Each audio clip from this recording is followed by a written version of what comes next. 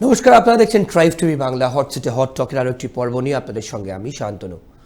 Hot সিটে hot টক মানেই আপনারা জানেন, প্রতিটা পর্বেই আমি বলে থাকি যে যে টপিক, যে পয়েন্ট গুরুত্বপূর্ণ আমরা মনে করি আপনাদের জানা দরকার, আর পাঁচজনকে জানাবার দরকার, আমরা সেইটা নিয়ে কিন্তু হট সিটে হট টকে বিশ্লেষণ করি, আপনাদের সামনে তুলে ধরি। এসআইআর নিয়ে কিন্তু এই মুহূর্তে তোলপাড় গোটা দেশ, এবং যত নির্বাচন এগোবে পুজোর পর থেকে কিন্তু এসআইআর বাংলায় কি শুরু হচ্ছে তার প্রস্তুতি। তার থেকেও বড় কথা, সুপ্রিম কোর্টের কি নির্দেশ, তাদের পর্যবেক্ষণ কি এসআইআর নিয়ে, আপনার সামনে সেটা রাখবো। এবং তার সঙ্গে ওয়াকফ সংশোধনী বিল নিয়ে কিন্তু তোলপাড় হয়েছিল গোটা দেশ। তার মধ্যে আমাদের রাজ্যেও, খাস কলকাতাতেও আপনার মনে থাকবে হয়তো, মহেশতলার দিকে ওয়াকফ বিল সংশোধনী নেওয়ার পক্ষ থেকে কিন্তু অনেক কিছু ঘটনা ঘটেছিল। সেখানেও সুপ্রিম কোর্টের কী নির্দেশ, সেটা নিয়ে কিন্তু আমরা আলোচনা করব। এবং অবশ্যই নেপালের বর্তমান রাজনৈতিক পরিস্থিতি কী, সুশীলা কার্কি অন্তর্বর্তী সরকারের প্রধানমন্ত্রী হওয়ার পর সেখানকার কী পরিস্থিতি। অর্কপ্রভ সরকার বাদিকে বসে আছেন, যার বিশ্লেষণ আপনারা প্রতিটি পর্বেই শুনে থাকেন। প্রথমেই আমরা আসবো ওয়াকফ নিয়ে। অর্কদা, সুপ্রিম কোর্টের সর্বশেষ নির্দেশ সম্পূর্ণ স্থগিতাদেশ নয়, কোনো একটা জায়গায় নৈতিক জয় দেখছে বিজেপি, আপনার বিশ্লেষণ? এখানে কারোর নৈতিক জয় বা কারোর নৈতিক পরাজয় বিষয়টা নয়। বেশ, সংসদের উভয় কক্ষে বিল পাশ হয়েছিল, রাষ্ট্রপতি সম্মাননীয়া দ্রৌপদী মুর্মু সেই বিলে স্বাক্ষর করেছিলেন। এই বছর এপ্রিল মাসে ওয়াকফ সংশোধনী অ্যাক্ট 2025 আইন হিসাবে লাগু হয়েছে। তারপর অনেকগুলো রাজনৈতিক দল, বিশেষ করে আইএনডিআইএ জোটের যারা আছেন তারা এবং কিছু মুসলিম সংগঠন এবং ইন্ডিভিজুয়াল সুপ্রিম কোর্টে মামলা করে। তাদের বক্তব্য ছিল ওয়াকফ আইন সংবিধান বিরোধী এবং মুসলিমদের পার্সোনাল লয়ের যে বিষয়টা আছে সেখানে অনধিকার চর্চা। প্রথম কথা, সুপ্রিম কোর্ট ওয়াকফ আইনের যে সাংবিধানিক বৈধতা সেটাকে স্বীকৃতি দিয়েছে। যে ওয়াকফ সংশোধনী আইন 2025 একটা সাংবিধানিক আইন, সেটা স্বীকৃতি দিয়েছে। একই সঙ্গে সুপ্রিম কোর্ট দু তিনটে বিষয়ের উপর স্থগিতাদেশ দিয়েছে। Interim stay order. এক, কোনো ব্যক্তি যদি ওয়াকফে তার সম্পত্তি দান করতে চান, সেই আইনে বলা হয়েছিল তিনি 5 বছর ইসলাম অনুশীলন করেছেন কিনা সেটা দেখা হবে। 5 বছর। হ্যাঁ, সুপ্রিম কোর্ট বলল, এটা স্থগিতাদেশ দিল, বলল সরকারের কি এরকম কোনো আইন আছে যে আইনের বলে তারা বলতে পারে যে একজন 5 বছর ইসলাম অনুশীলন করেছেন? আগে সরকার এরকম একটা আইন করুক, একটা মেকানিজম ইভলভ করুক, তারপরে এই বিষয়টা তারা বলতে পারে। ওকে। 2, সংশোধিত ওয়াকফ আইনে জেলা শাসকদের ক্ষমতা দেওয়া হয়েছিল যে কোনটা ওয়াকফ আর কোনটা ওয়াকফ সম্পত্তি নয় সেটা তারা বিচার করতে পারবেন। সুপ্রিম কোর্ট স্থগিতাদেশ দিয়েছে। এই দুটো ক্ষেত্রে বলছি, সুপ্রিম কোর্ট বলেছে যে এই বিবাদের নিষ্পত্তি একদম ওয়াকফ ট্রাইব্যুনালে হবে এবং হাইকোর্টে হবে, জেলা শাসকদের হাতে এই ক্ষমতা থাকবে না। 3, দাবি উঠেছিল ওয়াকফ বোর্ডের শীর্ষ পদে বা সিইও হিসাবে শুধু মুসলিমকেই নিয়োগ করতে হবে। সুপ্রিম কোর্ট কি বলেছে? চেষ্টা করতে হবে মুসলিম সম্প্রদায়ের কেউ যাতে নিয়োগ পান, কিন্তু তার মানে এই নয় সেখানে কোনো অমুসলিম বসতে পারবে না। কম্পালশন নয়, কোনো কম্পালশন নয়। 4, কেন্দ্রের যে ওয়াকফ বোর্ড আছে তাতে 22 জন সদস্য আছে, সর্বাধিক 4 জন অমুসলিম থাকতে পারে। আর রাজ্যের ওয়াকফ বোর্ডের সদস্য সংখ্যা 11 জন, সেক্ষেত্রে সর্বাধিক 3 জন অমুসলিম থাকতে পারে। আর যেখানে সবথেকে বড় যেটা কথা বলেছে সুপ্রিম কোর্ট, সেটা হচ্ছে যে ওয়াকফ সম্পত্তি তার নিবন্ধীকরণ এবং পোর্টালে আপলোড করাটা বাধ্যতামূলক বলেছিল কেন্দ্রের নতুন সংশোধিত আইন। সুপ্রিম কোর্ট তাতে সিলমোহর দিয়েছে। ভারতবর্ষে 40 লক্ষ একর জমি সম্পত্তি আছে ওয়াকফে। 2020 সাল 2021 অর্থবর্ষে সেই ওয়াকফ সম্পত্তি থেকে আয় হয়েছিল মাত্র 114 কোটি টাকা। শেষ অর্থবর্ষে সেখানে আয় হয় মাত্র 14 কোটি টাকা। তাহলে ভারতবর্ষের বুকে 40 লক্ষ একর সম্পত্তি আছে ওয়াকফ বোর্ডে, তার আয় মাত্র 15 কোটি। সরকার বলছে যে এই সম্পত্তিকে যদি ঠিকভাবে ব্যবহার করা যায় তাহলে 2500 কোটি টাকার মতো আয় হতে পারে। ওয়াকফের লক্ষ্য কি? মুসলিম সমাজের গরিব প্রান্তিক মানুষদের সার্বিক মঙ্গল করা। কিন্তু ওয়াকফের নামে যে অভিযোগটা দীর্ঘদিন ধরে আছে, ওয়াকফ সম্পত্তি জবরদখল হয়ে গেছে, জবরদখলকারীরা ওয়াকফ সম্পত্তি ভোগ করছে, ওয়াকফ বোর্ড বা ট্রাস্ট তার থেকে আয় করতে পারছে না, এবং একটা কায়েমি স্বার্থ ওয়াকফকে কেন্দ্র করে দীর্ঘদিন ধরে বজায় আছে। সুতরাং কেন সম্পত্তির নিবন্ধীকরণ হবে না? একটা পোর্টালে কেন আপলোড করা হবে না ওয়াকফ বোর্ডের আন্ডারে কি সম্পত্তি আছে? 2, সংশোধিত আইনে বলা হয়েছিল ওয়াকফ বাই ইউজার্স, এটা থাকবে না। অর্থাৎ আমি একটা মাঠে কয়েকজন নামাজ পড়েন, বলা হলো এটা ওয়াকফ সম্পত্তি। সুপ্রিম কোর্ট বলেছে কেন্দ্রীয় আইনকে মান্যতা দিয়ে ওয়াকফ বাই ইউজার্স বলে আর কিছু থাকবে না। এখন এই ওয়াকফ বাই ইউজার্স রেট্রোস্পেক্টিভ এফেক্টে লাগু হবে না, যা হয়েছে হয়েছে, যা আছে আছে। নতুন করে একটা খোলা প্রাঙ্গণে কিছুদিন ধরে নামাজ পড়া হচ্ছে, কেউ বললো এটা ওয়াকফ সম্পত্তি, সেটা হবে না। এইভাবে লক্ষ লক্ষ একর সরকারি জমি ওয়াকফের নামে দখল হয়ে গেছে। ভবিষ্যতে যেটা না হয় সেই জন্য ওয়াকফ বাই ইউজার্স যেটা ছিল, যেটা আইনটা খারিজ করেছিল আইনের বলে, সংশোধিত আইনের বলে, সেটাকে সুপ্রিম কোর্ট মান্যতা দিয়েছে। তাহলে এক কথায় বললে কি দাঁড়ায়, সংশোধিত ওয়াকফ আইনের সাংবিধানিক ভিত্তিকে সিলমোহর দিল সুপ্রিম কোর্ট। কতগুলো বিষয়ে স্থগিতাদেশ দিয়েছে টেম্পোরারি, থ্রেডবেয়ার ডিসকাশন হবে। এটাই ভারতবর্ষের গণতন্ত্রের প্রকৃত চেহারা, যে কেন্দ্রের আইন, রাষ্ট্রপতি স্বাক্ষরিত আইনেও সুপ্রিম কোর্ট 2 জায়গায় স্থগিতাদেশ দিতে পারে, কিন্তু লেটার অ্যান্ড স্পিরিটে আইনটাকে তো তারা খারিজ করেইনি, উল্টে এটাই বলেছে যে এই আইনের সাংবিধানিক ভিত্তি আছে। প্রথম কথা, মুসলিম সংগঠনগুলো এই আইনের বিরোধিতা করেছিল, তারা লক স্টক অ্যান্ড ব্যারেল বাতিল হোক এটা চেয়েছিল।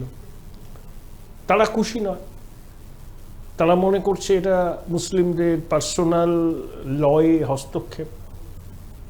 এই প্রতিবাদ তাদের জারি থাকবে। কিন্তু যে রাজনৈতিক দলগুলো এই আইনের বাতিলের জন্য সুপ্রিম কোর্টের দ্বারস্থ হয়েছিল, তাদের বিফল মনোরথ হতে হলো। তাদের সান্ত্বনা পুরস্কার হিসাবে ওই 2টো ধারার উপর স্থগিতাদেশ আপাতত। কিন্তু আইনটা যে লেটার অ্যান্ড স্পিরিটে সংবিধানের পরিপন্থী নয়, সেটা সুপ্রিম কোর্ট স্পষ্ট করে দিল। অর্থাৎ সাধারণ মানুষদের জন্য যেটা আমি জিজ্ঞেস করব আপনাকে, কোন সম্পত্তি ওয়াকফ সম্পত্তি হিসেবে চিহ্নিত করা যায়? মসজিদ আছে, ঈদগাহ আছে, মানে এক্সাক্ট ডেফিনিশনটা কি, মানে মানে কিভাবে আপনি সেটাকে আইডেন্টিফাই করবেন? ওয়াকফ অ্যাক্টেই বলা আছে, মানে পিছিয়ে পড়া অংশের অবহেলিত মুসলিম সমাজের উন্নতির জন্য কেউ যদি তাদের সম্পত্তি, অর্থ ইত্যাদি দান করেন, সেটাকেই ওয়াকফ বলা হয়। মানে দান করা সম্পত্তি, এবং সেটাকে ম্যানেজ করার জন্য ট্রাস্ট আছে, ওয়াকফ বোর্ড আছে। এই ওয়াকফ বোর্ড এবং ট্রাস্টই হচ্ছে ঘুঘুর বাসা। 40 লক্ষ একর জমি সারা দেশে যদি ওয়াকফের নামে থাকে, তাহলে সেই সম্পত্তির থেকে আয় বছরে 15 কোটি টাকা হয়। কোনো স্বাভাবিক নিয়মে হতে পারে? অর্থাৎ সম্পত্তির জবরদখল হয়েছে, কায়েমি স্বার্থ কাজ করেছে।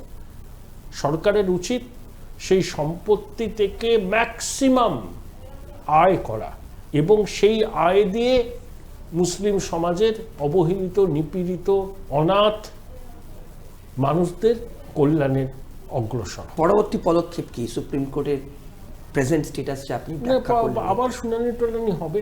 ওয়াকফ আইনটা সাংবিধানিক বৈধতা পেয়ে গেল। বেশ, ওর কথা আমরা একটা বিরতি নেব। আমরা বিরতি নেব, বিরতির পর যখন ফিরে আসবো এসআইআর নিয়ে সুপ্রিম কোর্ট কি বলছেন। এসআইআর বাংলায় পুজোর পর, আমরা আগের পর্বেই আপনাকে জানিয়েছিলাম লক্ষ্মী পুজো থেকে দিওয়ালি অর্থাৎ কালী পুজোর মধ্যে কি চালু হতে পারে এবং অন্যান্য রাজ্যে বা কি আপডেট, বিহারে কি হতে পারে। প্রধানমন্ত্রী কিন্তু বিহারে ইতিমধ্যেই নির্বাচনী জনসভা শুরু করে দিয়েছেন এবং তার সঙ্গে নেপালের রাজনৈতিক পরিস্থিতি কী, বিরতির পর আমরা যখন ফিরে আসবো নিয়ে আলোচনা করবো। হট সিটে হট টকের যেটা বিরতি, কোথাও যাবেন না, সঙ্গে থাকুন। বিরতির পর ফিরে এলাম, আপনারা দেখছেন হট সিটে হট টক। এখন আমরা যে বিষয় নিয়ে আলোচনা করবো, অর্কপ্রভ সরকার বাদিকে বসে আছেন। এসআইআর নিয়ে কিন্তু তোলপাড় গোটা রাজ্য এবং গোটা দেশ বলা যায়। অর্কদা, সুপ্রিম কোর্ট বলছে এসআইআর ঠিকঠাক মতো যদি না হয় বাতিল, সেক্ষেত্রে আপনার বিশ্লেষণ। সুপ্রিম কোর্ট একটা পর্যবেক্ষণ দিয়েছে, যদি এসআইআর করতে গুরুতর কোনো অনিয়ম চোখে পড়ে তাহলে তারা বাতিল করার কথা ভাববে। সুপ্রিম কোর্টের পর্যবেক্ষণ আর রায় কখনোই মেলে না, এসআইআর কখনো বাতিলও হবে না। নির্বাচন কমিশন একটা সাংবিধানিক প্রতিষ্ঠান, সংবিধান মেনে সংবিধানের 324 থেকে 29 ধারায় নির্বাচন কমিশনের কি ক্ষমতা স্পষ্ট করা আছে। আর 1951 সালের জনপ্রতিনিধিত্ব আইনের বিভিন্ন ধারাতেও নির্বাচন কমিশনের ক্ষমতা স্পষ্ট করে আছে। নির্বাচন কমিশন একটা স্বচ্ছ নির্বাচন, একটা নির্ভুল ভোটার তালিকাকে সামনে রেখে করাতে দায়বদ্ধ এবং তার জন্য তারা যখন মনে করবে তখন এই নিবিড় সংশোধন করতে পারে। এটার জন্য কারুর অনুমতি বা কারুর মুখাপেক্ষী হওয়ার প্রয়োজন নেই। সুপ্রিম কোর্ট বলেছে যদি গুরুতর অনিয়ম হয়, অনিয়ম বলতে অর্কদা কোনগুলো? যদি ভোটার তালিকা তৈরি করতে গেলে বহু নাম বাদ যায়, সেটা হওয়ার সম্ভাবনা কম। বহু নাম বাদ গেলে আবার রেকটিফিকেশন করা হবে। এগুলো সুপ্রিম কোর্টের পর্যবেক্ষণকে বিশেষ গুরুত্ব দেওয়ার কোনো মানে নেই। অনেক সময় দেখা যায় রায় যা, পর্যবেক্ষণ তার সম্পূর্ণ আলাদা। আধার কার্ডকে মান্যতা দিতে বলেছিল প্রমাণ হিসাবে, নথি হিসাবে, নির্বাচন কমিশন দিয়েছে এবং এটাও বলেছে যে সুপ্রিম কোর্ট সেই আধার কার্ড আসল না নকল তা যাচাই করার ক্ষমতা নির্বাচন কমিশনের আছে। বিহারে শুরু হয়েছে, সারা ভারতবর্ষে হবে। এটা কোনো বিশেষ রাজ্যের ক্ষেত্রে তো নয়, এটা সারা ভারতবর্ষের নির্বাচন যেখানে যেখানে নির্বাচন না, এখানে সারা দেশ জুড়ে হবে। কোথাও এখন নির্বাচন, কোথাও 2 বছর বাদে নির্বাচন। 2029-এ দেশে লোকসভা নির্বাচন হবে, তার আগে সমস্ত রাজ্য এবং কেন্দ্রশাসিত অঞ্চলে এসআইআর হবে। পশ্চিমবঙ্গেও এসআইআর 2002 সালে হয়েছিল, তাতে 24 লক্ষ লোকের নাম বাদ গিয়েছিল। এবারও এসআইআর হবে, কারণ আমরা তো চাইবো না যে মৃত ভোটার, ভুয়ো ভোটার, বিদেশি ভোটারের নাম তালিকায় থাকুক। দেশের সরকার নির্বাচিত করবে দেশের মানুষ, বৈধ ভোটাররা। অবৈধ ভোটাররা তো আর জনপ্রতিনিধি নির্বাচনের ক্ষেত্রে ভূমিকা রাখতে পারে না। এটাই হচ্ছে এসআইআর এর মূল কথা। বিতর্ক আছে, বিতর্কের নিষ্পত্তি হয়ে যাবে, সুপ্রিম কোর্টের রায়ও আসবে। সুপ্রিম কোর্ট এটাই বলছে কমিশনকে বারবার করে যে স্বচ্ছতার সাথে এসআইআর হোক, সমস্ত নথি জাল করা যায়। তাহলে কমিশন বলছে যে আধার কার্ড জাল করা যায়, অমুকটা জাল করা যায়, যে কোনো নথি জাল করা যায়। আবার আধার কার্ডকে মান্যতা দিতে হবে প্রামাণ্য নথি হিসাবে, ক্রস চেক হবে। এটা সুপ্রিম কোর্ট বলে এটাও বলেছে যে আধার নাগরিকত্বের প্রমাণ নয়। আধার একটা লোক এখানে থাকে, ঠিকানার পরিচয় এবং সরকারের বিভিন্ন পরিষেবার সুযোগ পাওয়ার একটা মাপকাঠি। সুতরাং এসআইআর হচ্ছে, বিজ্ঞপ্তিও বেরোবে। এ শুধু রাজ্য কেন্দ্রিক ব্যাপার নয় বা বিহার কেন্দ্রিক ব্যাপার নয়, সারা দেশে ধাপে ধাপে এসআইআর হবে। ওকে, বাংলা অর্কদা আগের পর্বে আপনি বলেছিলেন অ্যাপ্রক্সিমেটলি টেন্টেটিভলি কালী পুজো থেকে বা লক্ষ্মী পুজো থেকে কালী পুজোর মধ্যে নোটিফিকেশন। নোটিফিকেশন অক্টোবরের গোড়াতে, নোটিফিকেশন অক্টোবরের গোড়াতেই বেরিয়ে যাবে। এসআইআর এর প্রক্রিয়া শুরু হবে কালী পুজো ভাইফোঁটার পর। পুরো নভেম্বর ধরে চলবে, ডিসেম্বর মাসে তালিকা প্রকাশ হবে। কারোর নাম বাদ গেলে তিনি আপত্তি জানাতে পারবেন এবং তারপরে জানুয়ারির প্রথম দ্বিতীয় সপ্তাহে চূড়ান্ত ভোটার তালিকা বেরিয়ে যাবে। সেই ভোটার তালিকাকে ভিত্তি করেই রাজ্য বিধানসভা নির্বাচন হবে। বেশ, তাহলে মোটা কথা এসআইআর হওয়ার চান্স ম্যাক্সিমাম। ওকে, অর্থাৎ সেনা দায়িত্ব নেওয়ার পর নেপাল কিন্তু আগে তুলনামূলকভাবে শান্ত এবং সুশীলা কার্কি জেনজির মনোনীত অন্তর্বর্তীকালীন প্রধান এই মুহূর্তে দেশের, সেখানকার লাস্ট আপডেট আপনার। এর 3 জন মন্ত্রী শপথ নিয়েছে। নেপালে নির্বাচন হবে ফেব্রুয়ারি মার্চের মধ্যে। 3 লক্ষ কোটি নেপালি টাকার সরকারি সম্পত্তি ক্ষতিগ্রস্ত হয়েছে এবং যারা এই ভ্যান্ডালিজম চালিয়েছে তাদের বিরুদ্ধে আইন অনুযায়ী ব্যবস্থা নেওয়া হবে বলেছেন কার্কি। সংসদ ভেঙে দেওয়া হবে, ভেঙে দিয়ে নতুন করে নির্বাচন হবে। নেপাল স্বাভাবিক ছন্দে ফিরছে, সময় লাগবে। একটা ঘটনা ঘটার পর স্থিতাবস্থা ফিরতে সময় লাগে, কিন্তু কাঠমান্ডু, পোখরা, বিরাটনগর, বীরগঞ্জ সবাই চেনা ছন্দে ফিরে আসছে। নেপালে আমাদের যেমন বিজয়া দশমী, ওদের সামনে দশেরা 10 দিন ব্যাপী চলে, 10 দিন সব কিছু বন্ধ থাকে। অন্তর্বর্তী সরকার এই সময়টাও পেয়ে যাবে নিজেদের পজিশনটাকে কনসলিডেট করা, আইন শৃঙ্খলা পরিস্থিতিকে আরও উন্নত করা। নেপালের পরিস্থিতি ক্রমশই উন্নতি হচ্ছে, স্বাভাবিক ছন্দে ফিরতে চলেছে নেপাল। বেশ, অর্থাৎ শেষ টপিক যেটা যাব, বিহারের নির্বাচনের দিকে কিন্তু অনেকের চোখ আছে এবং আমরা আগেও ডিসকাস করেছি, আপনি বলেছিল বিহারে কি হতে যাচ্ছে আপনার অবজারভেশন? বিহারের বিহারে নির্বাচন হয়ে সরকার গঠন করতে হবে 22শে নভেম্বরের মধ্যে। হাড্ডাহাড্ডি লড়াই হবে।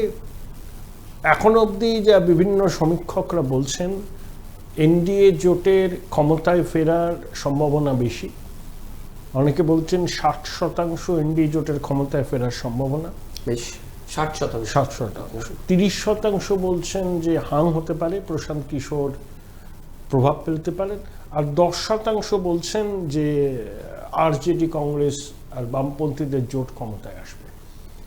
তবে বিহারে এনডিএ ক্ষমতায় আসলেও নীতিশ কুমারই যে মুখ্যমন্ত্রী হবেন তার কোনো গ্যারান্টি নেই।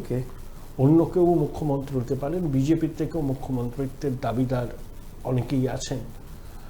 সেখানে নীতিশ কুমারকে সম্মানজনক পুনর্বাসন দেওয়া হবে, ঠিক যেমন একনাথ সিংকে ডেপুটি চিফ মিনিস্টার করা হয়েছে, তার ছেলেকে কেন্দ্রীয় মন্ত্রিসভায় নিয়ে আসা হয়েছে।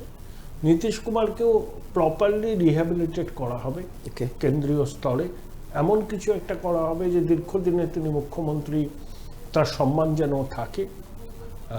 নীতিশ কুমারই যে মুখ্যমন্ত্রী হবেন বিহারে এনডিএ ক্ষমতায় আসলে, সেটা এই মুহূর্তে বলা যায় না। আবার নীতিশও হতে পারেন, সবটাই স্পেকুলেশন চলছে। চূড়ান্ত সিদ্ধান্ত ফল বেরোনোর পরেই হবে। বিহারে আরজেডি, কংগ্রেস বা কংগ্রেসের ভোটাধিকার যাত্রা, অনেকেই ভাবছেন যে খুব একটা বিরাট বড় কিছু হাওয়া উঠেছে ওদের দিকে, ব্যাপারটা কিন্তু তা নয়। একটা ঠিক আছে, একটুখানি তারা উজ্জীবিত হয়েছেন।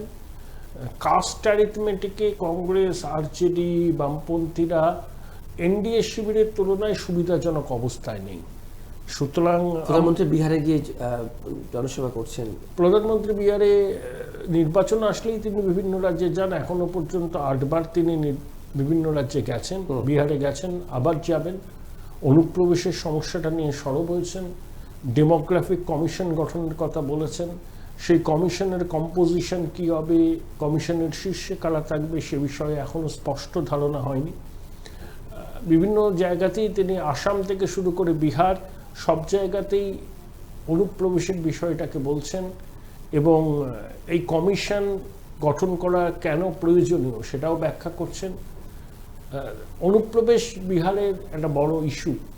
প্রধানমন্ত্রী পূর্ণিয়া গিয়েছিলেন। পূর্ণিয়া, আরারিয়া, কিষানগঞ্জ প্রমুখ জেলায় সংখ্যালঘু অধ্যুষিত। পূর্ণিয়ার থেকে বাংলাদেশ বা নেপালের দূরত্বও বেশি নয়।